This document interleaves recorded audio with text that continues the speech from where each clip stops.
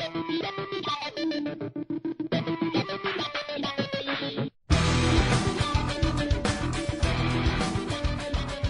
I'm John Campea of the Movie Blog, and this is my quick 3-minute review of Pirates of the Caribbean 2: Dead Man's Chest.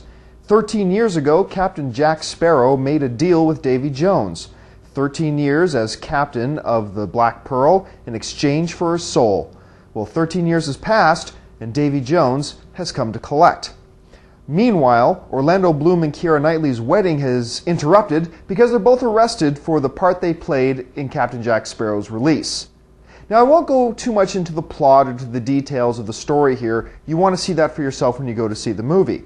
But when I came out of the movie about a week and a half ago, here are my first impressions. Number one, I should say this right up front.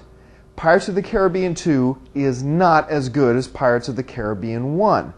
Now, that's not to say that Pirates of the Caribbean 2 isn't fun and that it isn't enjoyable, but it's missing a couple of key elements that the first Pirates of the Caribbean had that gave it its overall enjoyment. You see, for me, one of the most enjoyable things about the first Pirates of the Caribbean movie was the fact that their characters had so much charm, starting with Captain Jack Sparrow, played brilliantly by Johnny Depp, who of course was nominated for Best Actor at the Oscars that year.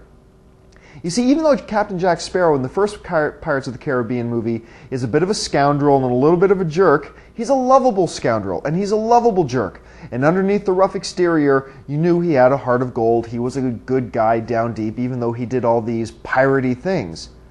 The problem is, as you come into Pirates of the Caribbean 2, all that charm is washed away. And instead of a lovable scoundrel and a lovable jerk, all you're left with really is a jerk. Now, this posed a really big problem. At one point in the movie, and I won't give anything away here, but at one point in the movie, a bunch of the characters have to decide if they're willing to risk something in order to help Jack with something. And really, as I'm sitting there as an audience member, all I could think to myself was, no way would any of these people help this idiot, this jerk, because really that's all he is in this movie, is a selfish, self-centered, evil jerk.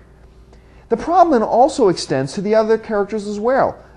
Orlando Bloom doesn't have anywhere near the charm that he had in the first one, and sadly, Orlando Bloom doesn't do a very good job portraying Will Turner. His acting is a little bit weak. Keira Knightley's character is also pretty weak. And overall, what you're left with in this film is Pirates of the Caribbean 1 minus all the charm. Now, on the positive side, there is some decent action in this film, but once again, the action isn't as good as the first one.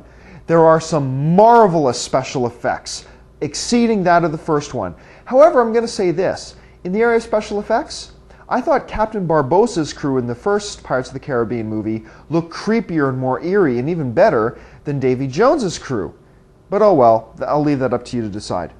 Overall, Pirates of the Caribbean 2: Dead Man's Chest is still a pretty fun movie with a magnificent ending, but it lacks the charm and a lot of the feel that the first Pirates of the Caribbean had that made it so special.